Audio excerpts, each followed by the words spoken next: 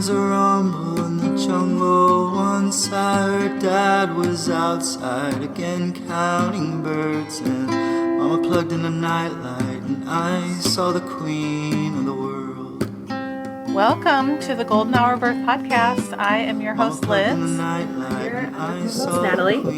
And tonight we have Kelli on, who is a mom of two from the Illinois area. She'll probably explain exactly where. Thanks so much for joining us tonight, Kelli. Yeah, thanks for having me, guys. Yeah. So we can go ahead and jump on into a little bit about your family, and we can go from there. Sure. Yeah. So like you were saying, I am from Illinois. My husband, Luke, and I met in 2017, actually through an online dating app, through Bumble. And then we got married pretty quickly, just a little over a year after we met in 2018. And then we actually had our first daughter at the beginning of 2019. So right now I am currently a stay-at-home mom of two little girls, ages 3.5 and 1. So a little background. Same as me. Yeah. Yeah. We all got little 1-year-olds. Yeah. The crazies. They are mental. Yeah. It's so fun, right? Yeah. So fun. So we can go ahead and jump into like knowing that you guys wanted to start a family and then finding out that you were pregnant. Yeah, so our story was actually maybe a little bit untraditional compared to some, because we actually weren't married yet and weren't really like planning on having kids at the time. We had talked about marriage, obviously, and knew that we wanted to have kids someday, but it wasn't, in the current plans at that time. So, Yeah. we were madly in love. We knew we were going to get married sooner than later. Yeah, so we were ready for the next chapter, but we decided to go to Florida for our 1-year dating anniversary. We had a little bit too much fun. And then a month later, my period was late, which rarely happens, so it was a little surprising, but I wasn't initially worried because I had no symptoms whatsoever. Like, no nausea, my boobs weren't sore, no fatigue that was out of the ordinary, nothing, like nothing. So didn't think too much of it. I actually even went out with one of my friends the night before, and we were joking about taking a test, and thank God we did it. Yeah. So the next day I was like, it's like, I think it was the 6th day or something, and I'm like, all right, I should probably go to get a test. So I had heard that the dollar stores have them, and I was like, well, why not? So they are actually accurate. For everybody that doesn't know, dollar store sells them. I did not know that. But yeah, so I had told Luke, we were living together at the time, but I had told them that I was going to take a test. And I'm like, I'll just do it before you get home. And, we both assumed it would be negative. So I took it, and it was positive. And I was in complete shock. And like every emotion hit me all at once. I was nervous, fearful. I felt sick. I was panicked, a little excited, of course, too, but like terrified. Immediately I was like pacing, and I texted Luke, and he was on his way home. He was driving, and I was like, yeah, just come home quickly. And obviously like he knew what that meant. Yeah. And then I just was scared. I just started bawling because it was just not part of the plan. Yeah. When he got home, he was obviously like nervous too, but he held it together so well. It was very comforting. And then I was just like, maybe it's not accurate. I need more tests. So we went out and bought all the expensive ones, like 4 more. Of course, because those give you a better reading. Yeah, right. And every single one of them came back positive, and I was just shook. I could not even believe it. And part of the reason I was so like scared, because I knew I wanted to have kids one day, but I also have narcolepsy. So I knew that my doctor was going to want me to go off my medication during that time. And that's actually something that Luke knew as well, because he came with me to one of my appointments at one point, just so we could know all that kind of stuff for future reference. So it was just kind of like, oh, crap, I have to go off this medication. This is what keeps me awake and functioning. And, I don't know how that's going to go. My only hope with that was that I had read in the past on so many different like Facebook groups and whatnot that some people that have narcolepsy and they go off the medication, they actually feel okay while they're pregnant. Mm-hmm. And it's has something to do with the hormones. It's very weird. Yeah. But thankfully, I was one of those people that, I mean, I was insanely tired, yes, but I was able to like still function enough and like work. So that was good. Yeah. But yeah, it was just all shocking. But my pregnancy then obviously progressed. The first trimester honestly ended up being the best trimester for me, which was very, strange and different from what I had heard in most people's cases. Mm-hmm. And yeah, like things slowly started to progress. Like my boobs finally started hurting. Like my butt looked pregnant before my belly did. It was very strange. But yeah, I thought I was going to be one of those people that just loved being pregnant, and I was wrong. Because after that trimester, it was just not great. I had insane nausea, vomiting that never went away. Oh my goodness. Until after delivery, and it was not just morning sickness like you hear. It was all day sickness. Yep. And I had to bring a coffee cup with me pretty much everywhere because I never knew when I was going to have to throw up.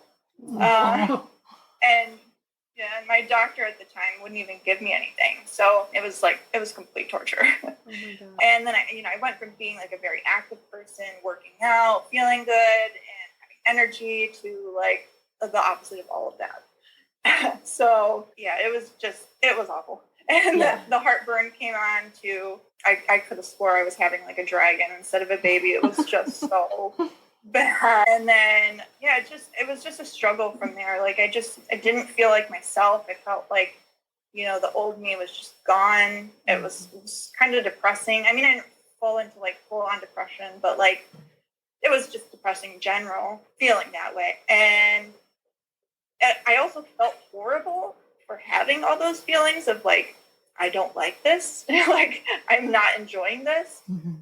Because I wanted to feel grateful, and like I was grateful, but it just wasn't fun for me. And I didn't feel like I could really talk about it because I hadn't really heard anybody else who'd been through that, and I was afraid of being judged in that way. Mm-hmm. So only like my really close friends that I had conversations with it about. So, but then there was obviously a lot of other symptoms that come with it, like insomnia, having to pee all night and day, fatigue.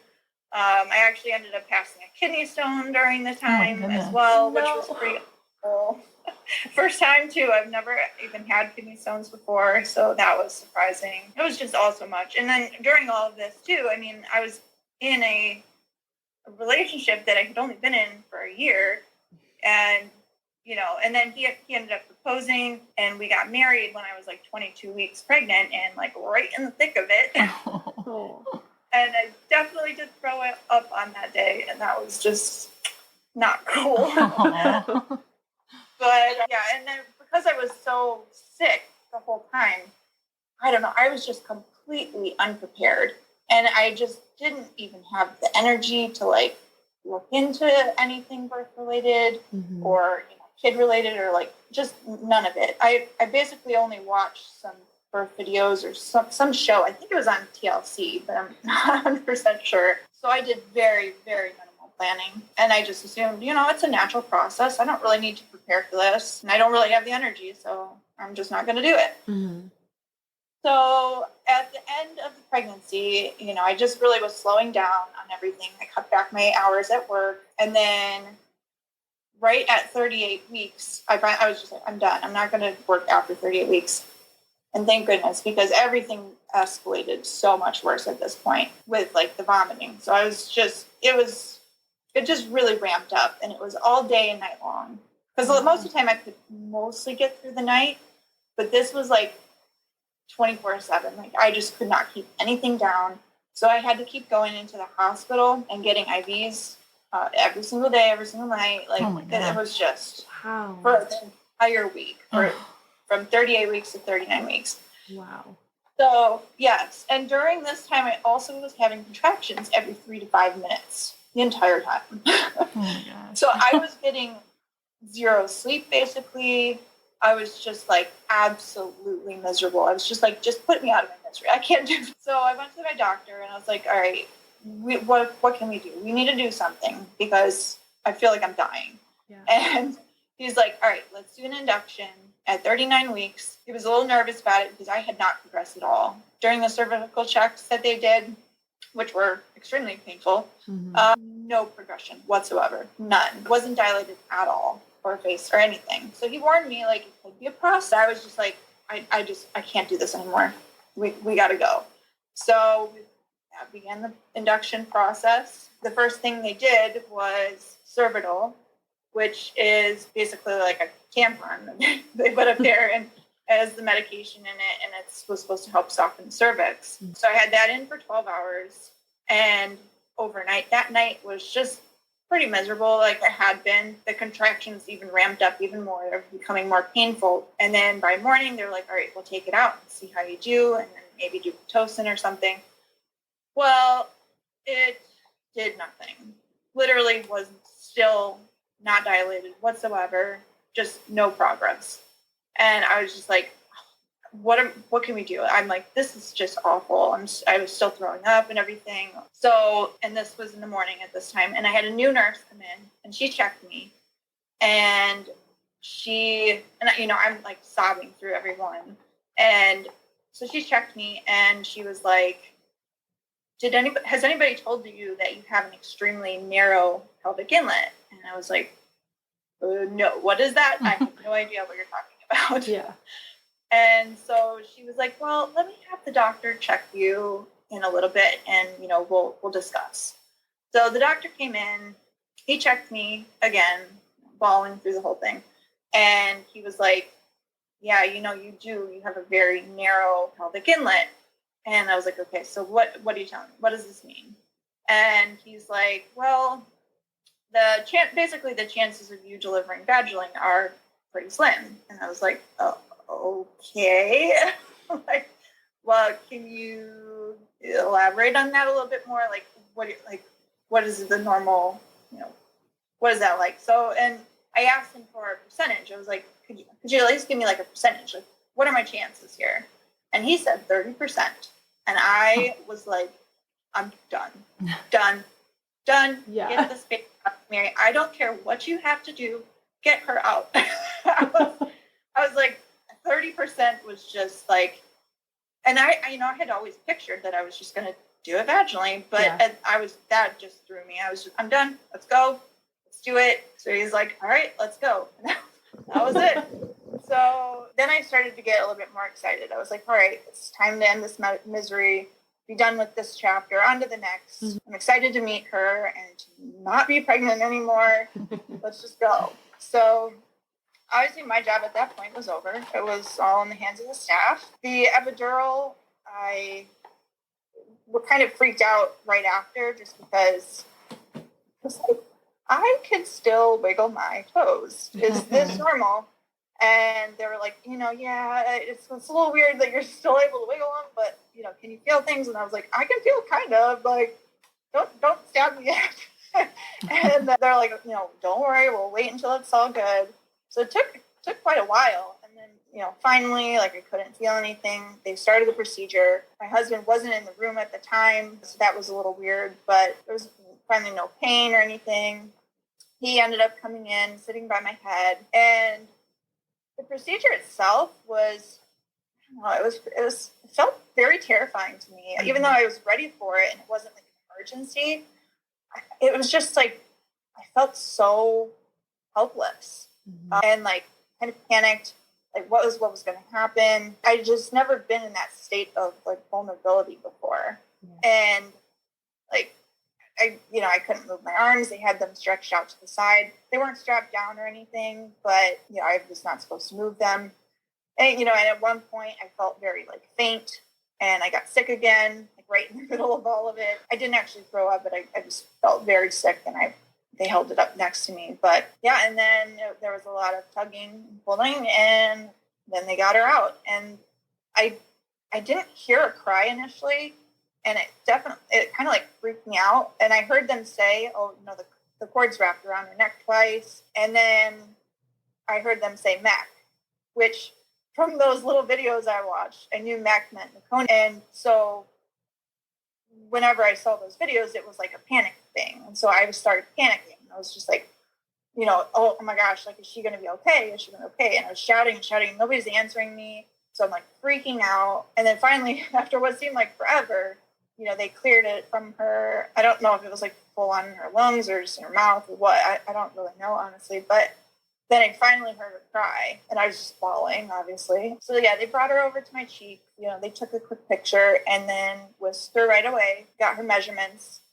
And I really wish I would have asked more questions, because I didn't know what to expect. I didn't know what that whole process was going to look like. I just assumed she was going to stay right there with me. Maybe some measurements and then come back. Mm-hmm. But, Luke went with them. He got more pictures and whatnot. And then, I just laid there waiting for this to be over. And then they told me, they came back for like maybe a minute. And then they said, okay, we're going to take your husband and the baby into another room. And I was like, what do you mean? Like, how much longer is this going to be? And they're like, oh, well, maybe another, like, I don't remember, like 10, 20 minutes.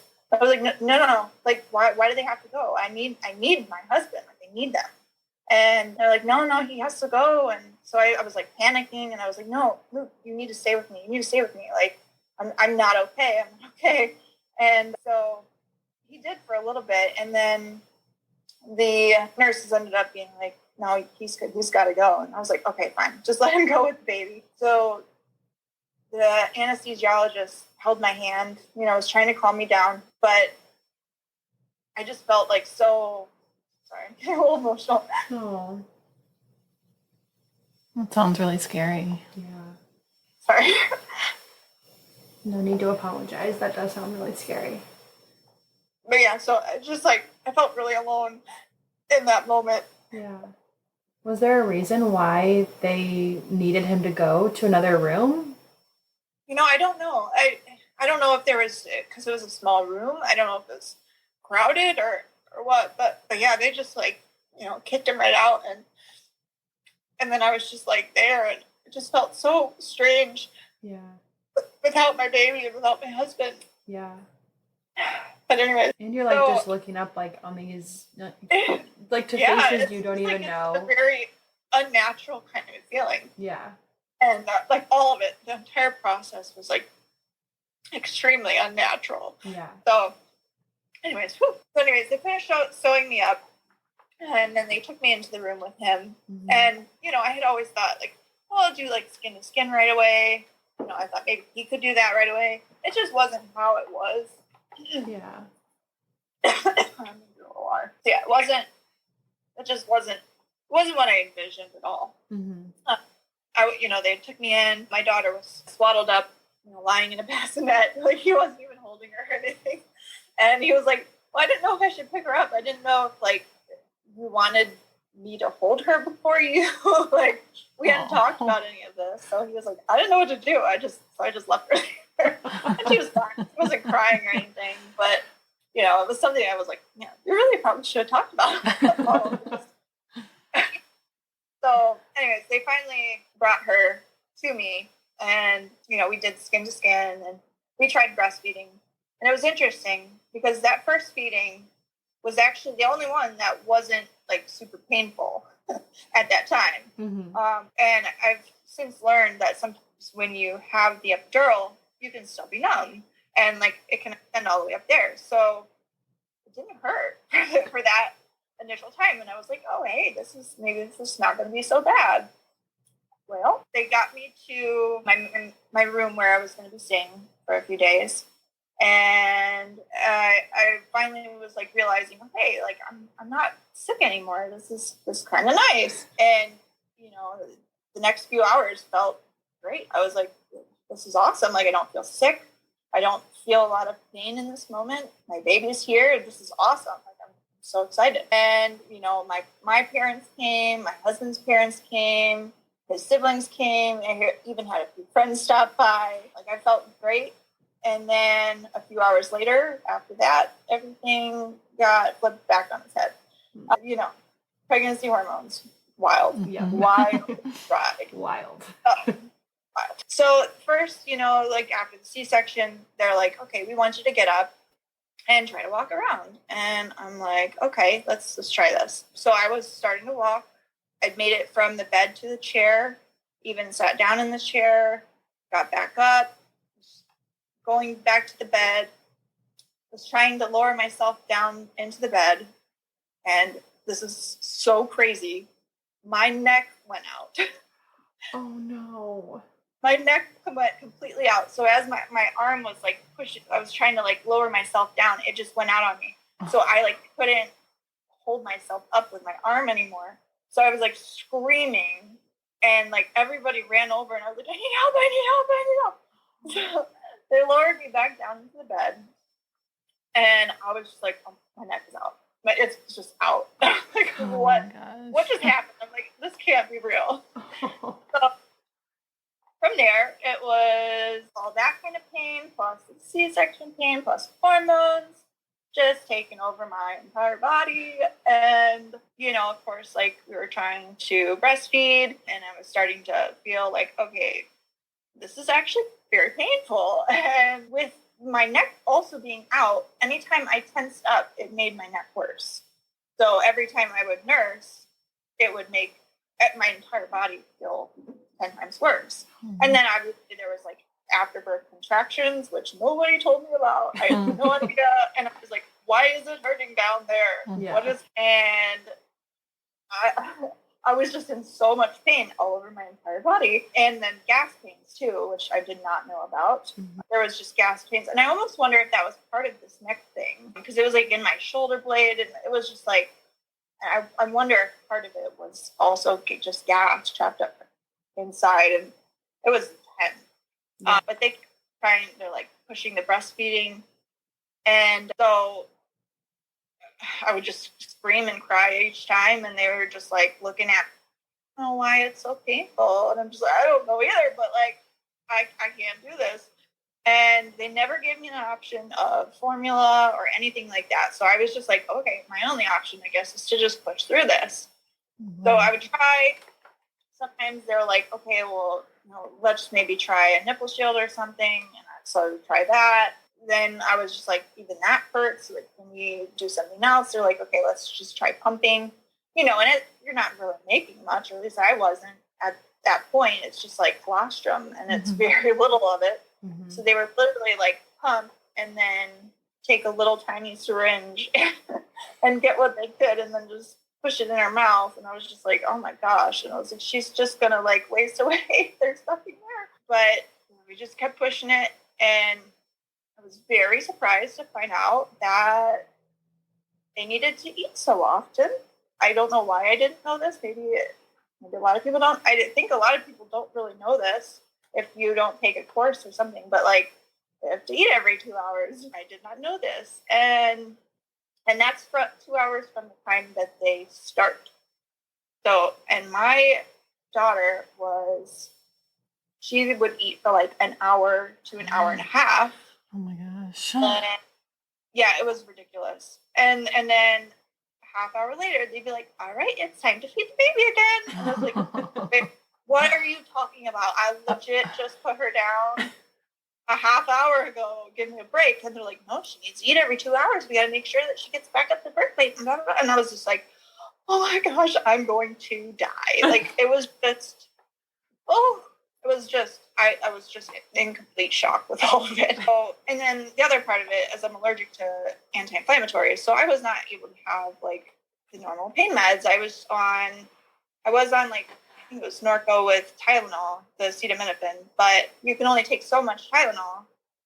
So, in between all this, I was just like in such horrible pain. And I was like, I need something. And they're like, no, sorry. And I'm like, okay, it's horrible. And then, with everything I had going on, they had to keep the catheter in longer, which made going pee that first time like very hard and like took forever. And it was kind of painful and everything. Yeah. I didn't know to expect any of that. So yeah, I mean, obviously with all of that going on, I did not feel connected to my baby. And it was probably not until like, 3 to 4, even maybe days later, that I was just like, okay, like I guess you're kind of cool. I was like, I had this like intense love, but it was also just like, I just don't feel this connection that I thought I was going to feel. Yeah. Mm-hmm.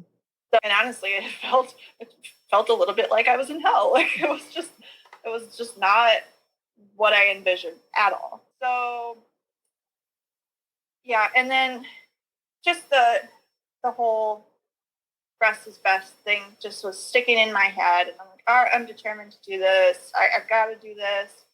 And then meanwhile, through all of this, I still had friends and family texting me, asking me to come see the baby. And, I didn't know any better, and I felt obligated to say yes. So I did. And I was just like, yeah, it's fine. And then actually it's a little bit worse. So I forgot about that. So on the third day, while some of my visitors were there, I noticed that my stomach was like really itchy. So I, started messing around with the binder and everything. And I looked, and my stomach was one giant rash. It was extremely red and completely just a huge rash, and it extended everywhere that the binder touched my skin. So even onto my back, my stomach, everywhere. And it was horrible. I don't know what the holdup was, but they were not giving me like anything for it, like any cream or anything. So I was just like, just all around miserable. Sounds like it. Man. Did they offer a lactation consultant in the hospital at all? They did, and there were some that came in, and that's a good point, because actually, like, the lactation consultants at the hospital, at this specific hospital, I did not feel like were super helpful or knowledgeable, especially when it came to lip ties and tongue ties, mm-hmm. which she did end up having. And I didn't find out about that until she was like 8 or 9 months old. Oh, wow. When she got her 2 front teeth. And I was just like, what is this piece of skin in between her teeth? Yeah. Like, I had no clue. And when I had it evaluated by like a pediatric dentist, they were like, she's got a lip and tongue tie. They're like, did you have troubles breastfeeding? And I was like, yes, it was horrible. Like, I mean, I exclusively breastfed for 1 month. I don't know how I did it.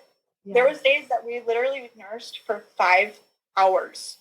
Like, it was just insane. But yeah, the lactation consultants there were not specifically helpful. Mm-hmm. I wish I would have taken some kind of like a course. I didn't even know that was a thing. You could take a breastfeeding course beforehand. Yeah, they're not super helpful either, though. Yeah. not with like lip and tongue ties too, and yeah. Oh yeah, yeah, and like I've learned obviously so much more since then. Mm-hmm. But I was just clueless, and I was just like, okay, they said she's fine, she doesn't have this, so they're like, I don't know why you're having such troubles and whatever. So I mean, the nipple shield ended up being the main thing, and then a little bit of pumping. Mm-hmm. And then when I went home, it was just more of the nipple shield, but it still was taking so long, and I was just questioning everything. But yeah, so then once they decided to discharge me after going through all of that, as much as I wanted to leave, I was terrified. I was like, how do you expect me to go home after I feel like I legit just experienced a lot of trauma? Mm-hmm. And you expect me to take care of this baby somehow? I mean, and I had my husband, but like you expect me to like nurse her and like care for her, and I'm like I don't know if I can do this. Like, I legit thought that I was like, I cannot go home, and they're like, we need your room. It's been 4 days. Oh like, my god, go home.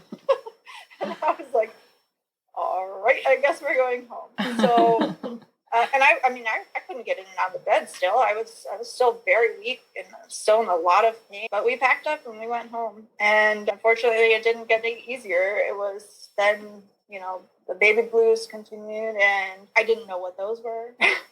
No idea what those were. I was entirely clueless. So I was like, I think I have postpartum depression. I'm like so grateful 1 minute, and then I'm just like bawling this vex, and I'm like, I don't know what's wrong with me. And finally I was able to look it up and find out what baby blues were. I was like, okay, this makes sense. But with the medication I was taking also, it like stopped me up, and I did not have any stool softeners on hand. They told me, like, they did tell me in the hospital on that one, they're like, you could have some on hand if you want, just in case. And I was like, I don't think I'll need it. I needed it. Yeah. I needed it. Yeah. Take the Colace, ladies. You what? Take the Colace, ladies. Yes, take it. Don't try to do it without. Just have it on hand at least. I mean, yeah, there was one night in the middle of the night where I was trying to go, and I was like, this is not working. I don't know what's going on. Like, I'd never had that happen before. And then, of course, my daughter woke up and was screaming, and my husband's trying to bring her to me. And I'm like, God. I can't. You need to figure it out because I'm having troubles here. And it didn't work. And I was just like, all right, give me the baby. You go get something from the store. It was like middle of the night. It was probably like 2 a.m. I was like, you got to go get something because I need help. So he ran out, grabbed that. But honestly, the rest of it was just like a huge blur. We were just in complete survival mode. Yep. Still had friends and family like wanting to come and visit. Even like some of my husband's guy friends came at one point, and they were like sticking around for hours. And I got to the point finally I was just like, get out. Yeah. I was over. I was done being nice. I had just lost. I was just like, you know what? I'm going to need you guys to leave. Get in here. Get Proud out. of you. That's where my anxiety came from. I was like, you need to leave. I have to like be up all night and you guys don't. Yes. Yes, exactly. Yeah. So, and then, of course, like after the 2 weeks were up, because my husband took off the 2 weeks, and then he had to go back to work. And I was just like, I don't know how I'm going to survive. I still can't even hardly get in and out of bed. Like the progress, I don't know why it took so long. I think maybe it was because I was so weak from not like working out the whole pregnancy because I was so sick or what.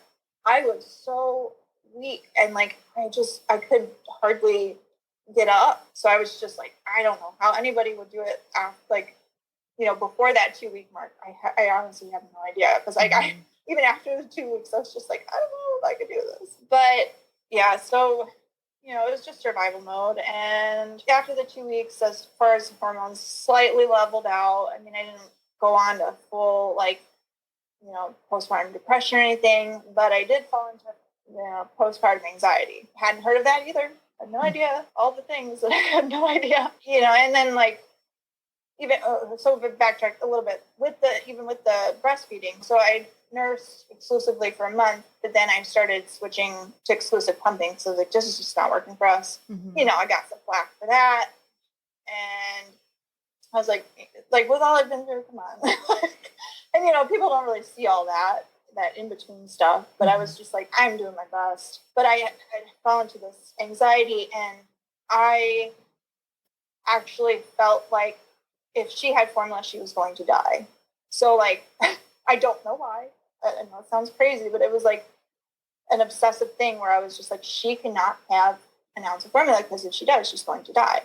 And it just sounds so crazy even saying it, but that kind of continued on, this like anxious feelings. And I was planning to go back to work after 3 months.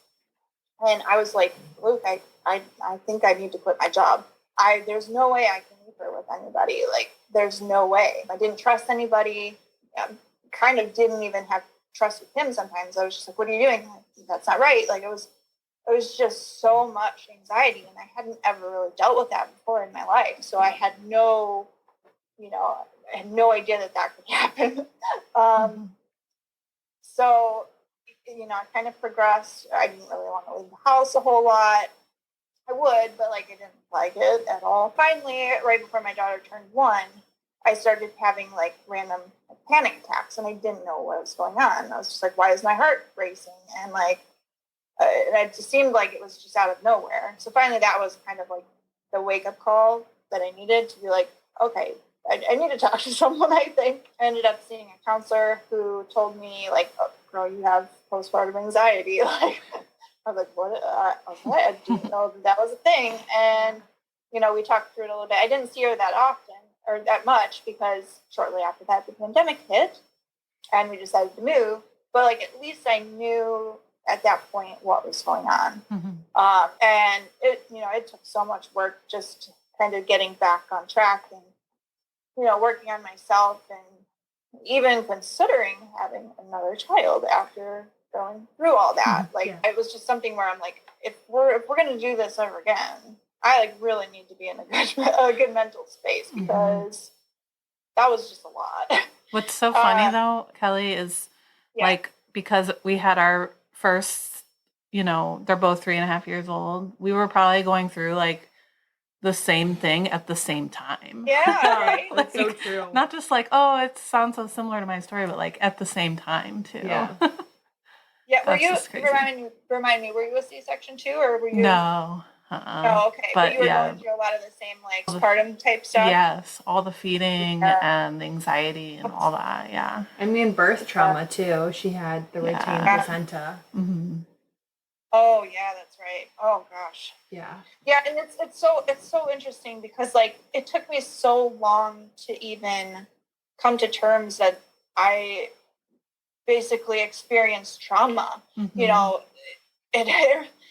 And it wasn't anybody's fault or anything. It was just the whole experience. And I think a lot of it had to do with lack of preparation and knowledge and whatnot. But it just all felt so traumatic. And I had a hard time coming to terms with that, because it was well, I didn't have an emergency C-section. I didn't have, this fast, intense birth where, something almost happened to the baby or myself. How could that be birth trauma or trauma in general? But now looking back at it, I was that was traumatic. It truly was. And it affected me in so many different ways and aspects of my life and my personality even. And it's just kind of wild that, it can come in so many different forms. And, a lot of times people don't even see that. You don't see the signs. So it's good to be aware of, but so true. But yeah, so I think working at the mental health, private practice has made me understand how there's so many different levels of trauma. And, there might be a car accident or some domestic violence to a birth that didn't go the way that we imagined or things like that. But every trauma experience is so valid and you have to process it. Yeah. Oh yeah, definitely. Yeah, and it can take some time, and I do think writing this out and just talking about it more. I think you just come to more realizations of, okay, that this is what this is, and I think it's important to do that, and I think that's why it's so cool that you guys are doing this too. And to help people process and and just kind of share, so educate people, and every story is important. So. Yeah, thank you so much. And I feel the same way about your Instagram. I am amazed by all the stories I see, and just I love every day that you have. Having you guys a part of it too. It's been cool. It has we did been yours cool. Today. It was awesome. Hopefully we can be Instagram friends and meet in person one day. Yeah, that'd be so cool. That'd be fun.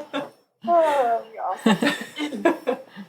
Okay, so once we finally decided, all right, we're going to go ahead and we're going to try for a second. I started tracking my cycle right away. It was kind of funny because with not having any real, what's the word I'm trying to say? Not having any real control, I guess, over the first one. Yeah. There was, but there wasn't. I wasn't expecting it. I was just I want to be able to prepare for this. I want to know. So I started tracking the cycle. The first month, it didn't work, but I ended up using one of those ovulation strips, and we got pregnant very quickly after that. It was the very next cycle. So I was kind of surprised. I honestly was well, what if it takes some time or whatever, but we did get pregnant right away. So with this time around, within just a few weeks of finding out, I was completely sick again. Nausea, vomiting again. Oh, no. It was just the biggest difference this time was I had a toddler running around. So that made things fun. But the biggest difference this time in a positive way was I had a new practice, new OBGYN, since I had moved. And I made sure with them first, one of my first questions was, will you give me medication? Because that last practice, I don't know what their deal was, but they were like, nope, can't take anything. And I'm like, oh. So this time around, I was like, you're going to give me meds? If not, I'm going to leave. So I tried everything else first. Obviously, I tried like relief, which those aren't cheap, and I tried those like seasickness bands. I tried all of it. They had me try B6, vitamin B6, and Unisom. I think it's B6. I want to say, and Unisom. None of it worked. Finally, they prescribed Ingesta, which was magical. It was fantastic. Very expensive, but they helped me get it through a pharmacy called Transition Pharmacy, which ended up only being like $99 a month instead of like $500 a month or something ridiculous. What? Oh my God, so that is ridiculous. I was like, well, thank you, Transition Pharmacy, because yeah, that saved a lot of money. But Still I would have paid it too. I totally would have paid it because I was just like, this isn't good. That anytime I like forgot to take it or something, I'd spend the entire day throwing up. So I was like, well, I'm gonna pay whatever. And then they also had me taking like Unisom at night. I don't know if you guys are familiar with Unisom. It does make you sleepy. Yeah. So I only took like a little bit of it in the evenings, but it did help with just taking the edge off. And like I barely threw up the second pregnancy. So that combo just like made all the difference in the world. I was very tired all the time, of course. Like my daughter ended up watching way more TV than I was hoping, and I would sleep some of that time, and then she would take like a 2-hour nap during that time, and I would sleep as well. I slept a lot, and I would sleep all night. But I was able to like during the times that I was awake, I was able to like function, and I was able to work out, which honestly helped so much. It helped with like, my mental and physical health. I ended up doing through Beachbody. I did the bar blend prenatal workout. Oh, it was fantastic. It actually even like rehabilitated my bad knee. I've had surgery on a couple of times. It was crazy, but that just helped so much mentally, physically, all of it. But the pregnancy overall went okay. There were 2 small scares that I had, although in the moment, obviously, they felt big and scary. My first ultrasound, they told me I had a small subchorionic bleed that they were going to keep an eye on. And of course, you look everything up on Google, and it just scared the crap out of me. But they're like, most of the time, it just like dissolves and does nothing, and like, you're fine, which was what happened with me. So then the next was the 20-week ultrasound. They told me I had a low-lying placenta, and they're like, usually it migrates up, and don't worry about it too much, but we want you on pelvic rest until 28 weeks for your next ultrasound. So of course, again, Googled it, was like, oh my gosh, this is crazy. So, but everything ended up being okay with that too. It doesn't move, but it migrated up and where it was out of the danger zone. So yeah, I mean, and going into the pregnancy too, I had every intention of having a repeat C-section. I was like, I have a small pelvic inlet. I don't have any other choice really. So, but I ended up having 2 friends very shortly before that just had like they had C-sections there first and ended up doing VBACs, both of them. And they were like, the recovery is so much better. It was just like so much better experience. And I didn't really know too much about VBACs, but just hearing that kind of intrigued me. So I started diving into the VBAC, I think it's called the VBAC Link podcast. I don't remember the exact name, and then like Facebook groups. And I learned so much through that. Oh my gosh. Like it was empowering to hear all their stories and, learning more about how the birth process worked. And it's funny because I never thought I would care or, get into that because I had just a C-section first. And I was just like, I don't need to know any of this stuff. But just listening to it, like it honestly, I was like, I want to become a doula. I was like, this is so interesting. And like, I had a bit of a medical background. So like, I like hearing all this stuff. So yeah, I just completely dove into all of that. And in a couple of the stories, there was some that were similar to mine with them being told they had very small pelvic inlets and, they had gone on to have a successful VBAC. So for months, I just like listened. And finally I was just like, you know what? I want to do a VBAC. I want to try this. I researched, found a VBAC friendly provider. I was already in the third trimester by this time, so it was a little bit more difficult to find someone who would take me. But I got in, and everything seemed to be going on the right track with that until I think it was maybe a couple weeks in, I felt like a major shift in my stomach, and I was like, oh, she changed positions. And she was transverse, so I was like, yes, she went head down. Yeah. This is perfect. Well, she was not head down. No. She went breech. Oh, no. I was like, no, you gotta be kidding me. So, and she was frank breech, so her legs were like straight up. And I tried spinning babies. I did everything I could to get this girl to flip, but she was stubborn. She was like, nope, not moving. Not moving. So I just kept being like, okay, I know sometimes they can flip. I mean, I heard stories where they could even flip in labor. And I was like, all right, well, we'll see. I'm just going to keep this plan of, potentially doing a VBAC and whatnot. And so they gave me a date of, they're like, we can go to 39 plus 4, I think it was the latest that they would go. And then they're like, if you don't go by then we're going to have to do a C-section. So I was like, all right, well, let's just keep going. Let's keep checking. They started the cervical checks, and I was like, I'm not going to do it. I'm going to refuse them, after hearing the podcast, but the curiosity got the better of me every single time. Oh yeah. Yeah. I was like, just checking. Whatever. Am I agree? Right? I was like, I've been doing all the dates. I've been sitting on the ball. I'm like, just check me. Just tell me. And no progress whatsoever. Again. So finally I got to 38, and I was, all right, maybe I need to make a decision here. And I was just like, you know what? All right. And I think it was halfway through 38 weeks. I was like, all right. No, maybe it was a little sooner than that. I know they had me on the schedule. I think it was a tentative, but they had me on the schedule just in case. And finally I was just like, all right, she hasn't moved. Nothing is working. Let's just do the C-section. So we did it. And it was different. Obviously, going in, I was a little bit more rested, which was nice because that first time I was going on 0 sleep, so I was a little bit more rested and whatnot. I thought things were going to be a lot easier. In some ways, they were, but this time they gave me some kind of different anesthesia, and I don't know what that stuff was, but during the procedure, I felt like I couldn't even, I felt like I was, fading. I don't know how else to explain it, but, I couldn't keep my eyes open. I couldn't speak. And it was just, that last bit of control that I had from the first time was, also gone. And so it still put me in this space of, panic. And I was just like, oh, no, I'm going to die. I just kept thinking, I'm just going to fade away, and I can't say anything, and I can't do anything.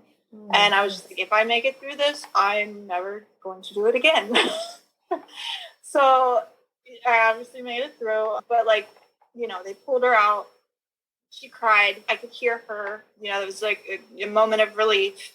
I was able to slightly open my eyes, and I saw how much hair she was, and I was like, oh my gosh. I was able to mumble out, so much hair. They took her, got her measurements, brought her over to me. And this was a nicer experience where he got to stay in the room. I don't know what was up with that first one, but he got to stay in the room with me. He held her right next to me, and we were touching cheeks the whole time, which was so nice because I really, and I have a picture of it. It's the sweetest thing ever, but I couldn't do much, but I just kept my eyes closed, and I just kept her cheek on mine. And it was just such a better healing experience. So, and I think that's where those emotions came from the first time, because it just wasn't like that. It wasn't like that the first time around.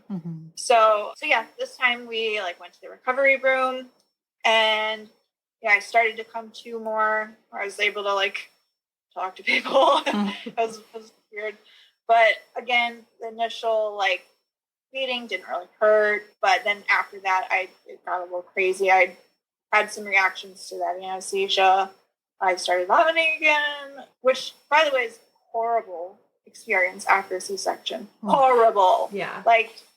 Oh my gosh, so much pain. And that continued for like the next 24 hours. I also had like this weird itchy feeling, which I didn't know was a thing. Like my entire body felt itchy. So I was just like scratching everywhere. And I'm like, do I have rashes? Like, what's going on? It's one of the medications from the C-section.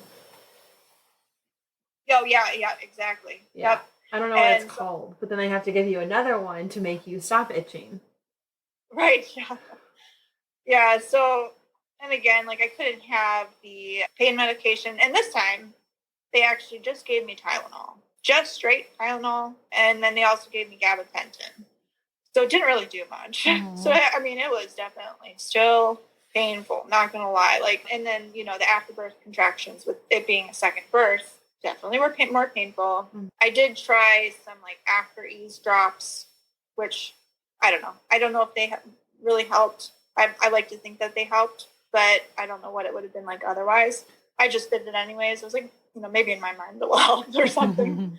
So I used those drops. But yeah, breastfeeding again was still like really just hard the second time around because I never really got it the first time. Mm-hmm. Her latch seemed better, but it was just still so painful.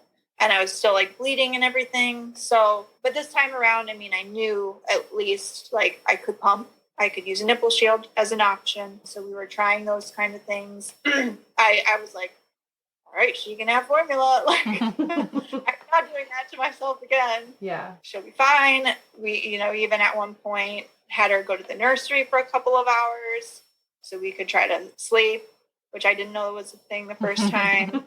So much better in those ways. So much better. We did still have some weird issues. Like, I don't know. I was having some weird coughing fits.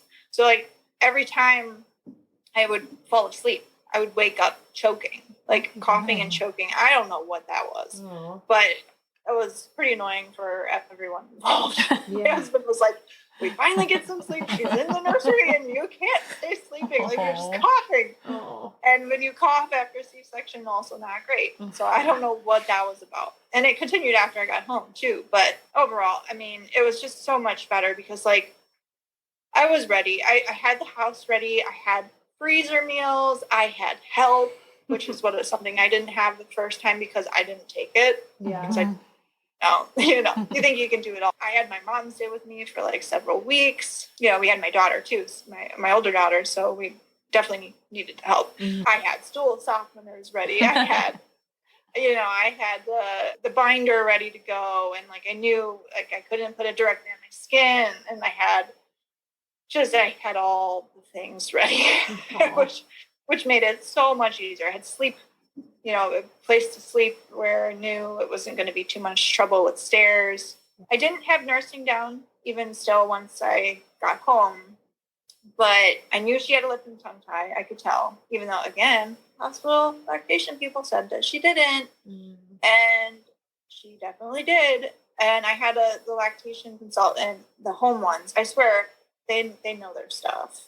I don't know if it's like more training or more recent training or whatnot. I don't know, but like she was amazing. She came to my house. It was a total game changer. She gave me some stretches to do with my daughter's mouth, like in the mouth, whatnot, sucking stuff. And, game changer. When we were able to make it to 10 months until she self-weaned, basically. But yeah, I mean, overall, like, I didn't have like that level of anxiety anymore. It was so much better. It was very like healing, I think, the second time around. And yeah, I mean, obviously in the end, all of it was very worth it. But yeah, we've decided though that we're done with that phase of life. We will not be having any more children. Got a vasectomy. We're good. Yeah. Good decision for us. Doing done. I was like, I don't want to like go backwards here. Like the second one felt, even though it was hard, it felt healing to me. Like I don't need to go backwards. We're good. Yeah. They're so cute. So, you did so good. Yeah. Oh, it's a ride. But yeah, and even like the relationship side of it, like, it's just like just so much you just don't think of. And like you hear, oh yeah, no, you know, things change when you have a baby. Things change. Oh Yes. my gosh, everything changes. Like you change as a person. You and your spouse change. Like your spouse themselves change. Like everything changes so much. Yeah. But it's just a matter of like figuring it all out and getting through, and you come out stronger for it. So Yeah, that's so true. yeah. So how do you think your experience impacted kind of your Instagram, and you started Oh Baby, I Had No Idea? Yeah, so, you know, with all those crazy experiences, like obviously I've learned so much, and you know, I really do feel like that listening to that podcast and like just learning through that, it just gave me so much more knowledge and power. And I was just like, man, knowledge is power. And you know that, but like when it comes to a baby and a child and just all the things surrounding that, it is just so powerful and helpful to hear other people's stories. So, you know, and just to be able to, you know, process things as well, kind of like, you know, how people do on your podcast here. It's like just writing it out and sharing your stories sometimes can be so healing for you, but it's also so helpful to somebody else. Like, you know, if I had a resource like this going into it, I just think of how much have changed, you know, how much better it would have been potentially. Not feeling so alone and not feeling so scared of everything, and you know, being able to recognize what baby blues are and what postpartum anxiety is, and you know, how hard breastfeeding can be and what resources there are. So, you know, just personal experience that really kind of drove the creation of this, and being like, I don't want people to basically go through what I went through. And, you know, with all the knowledge I gained, I'm like, I feel like I want to help in some way.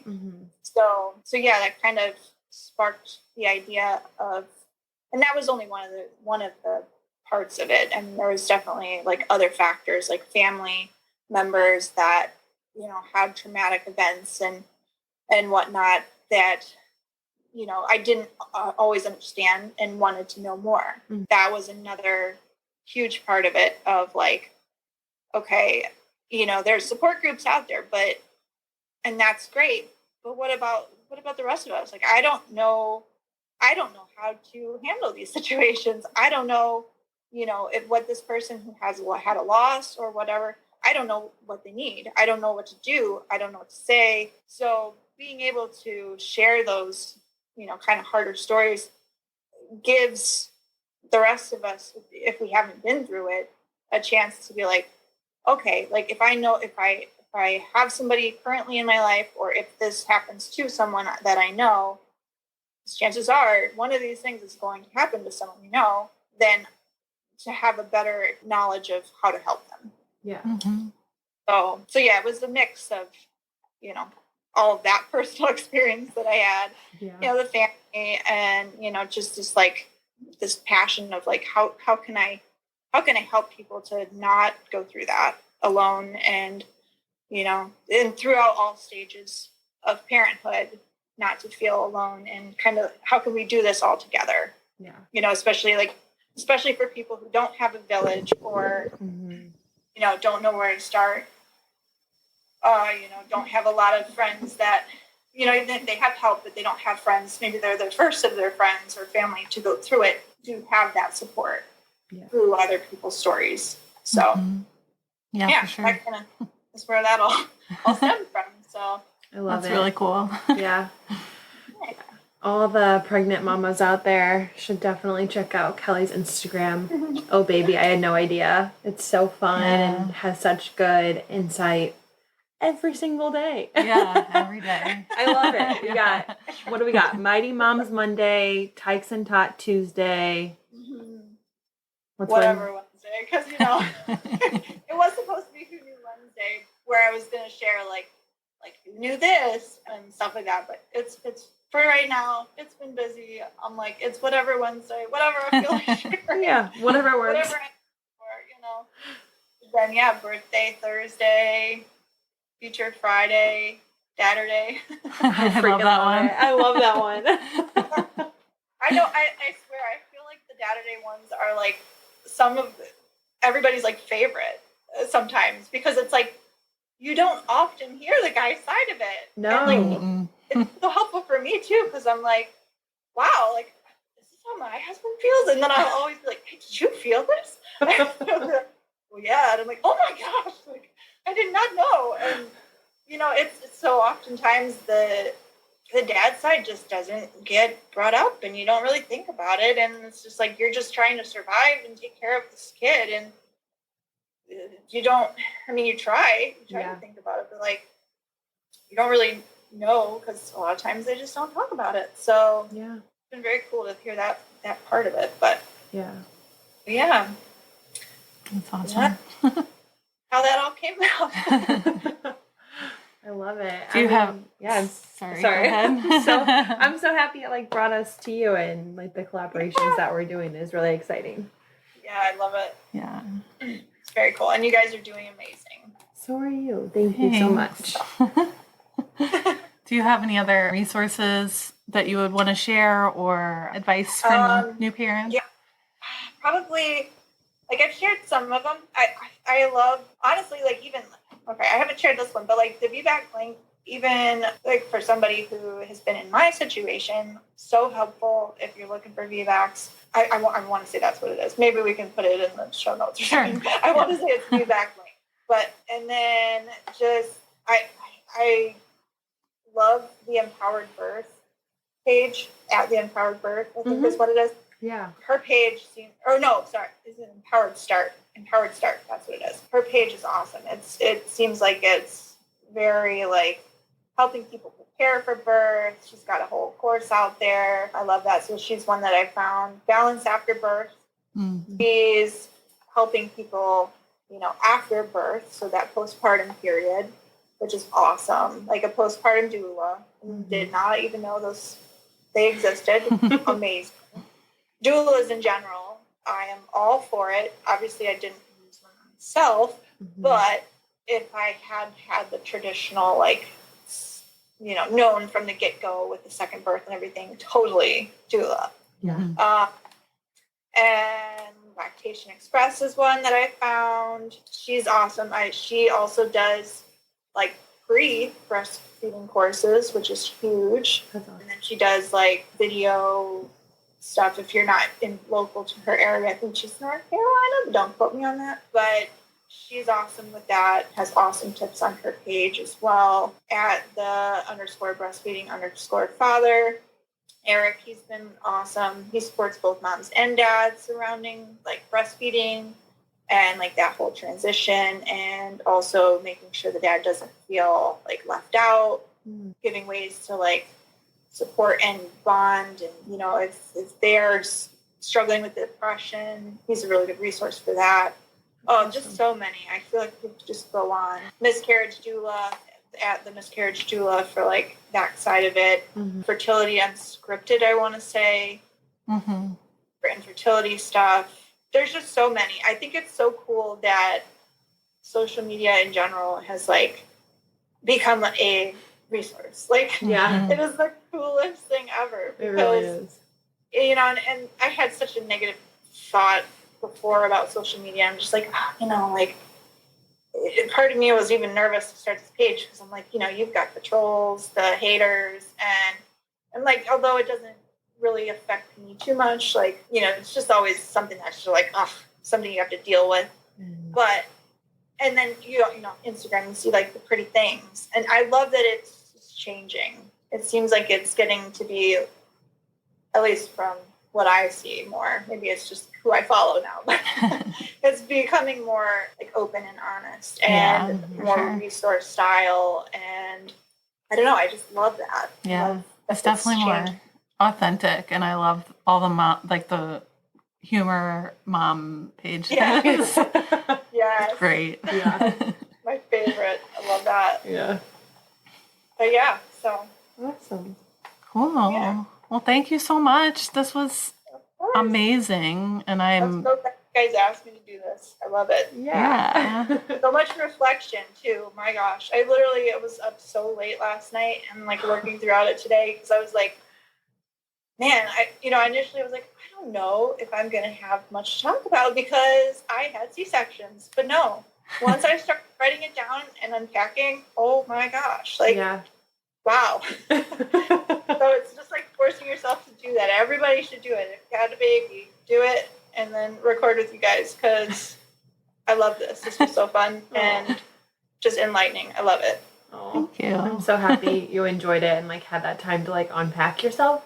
Probably because, I mean, it's probably been like, 3.5 years with your first daughter that you've actually like taken the time. Maybe. Yeah. I know that you said that you did some therapy, so, Yeah, and I did it slightly when I first started, and I planned on doing it more in like blogs and stuff, but I just honestly haven't had time. So I'm glad that this was the time. This was the time that I was able to do that. So I love that. Awesome. Yeah. Well, thank you so much again. For those of you who want to see what Kelly's up to on Instagram, again, you can follow Oh Baby, I Had No Idea. And We'll link it in the show notes as well. And just go ahead and leave us a little 5-star review and share with your friends and family so we can get the podcast out to more ears and hopefully help some more parents. Yeah, absolutely. Cool. Good. Yeah, and feel free to reach out to us via Instagram or Facebook if you ever wanted to share your story, and we would love to be in touch. All right. Thank you. See you next episode. Yeah.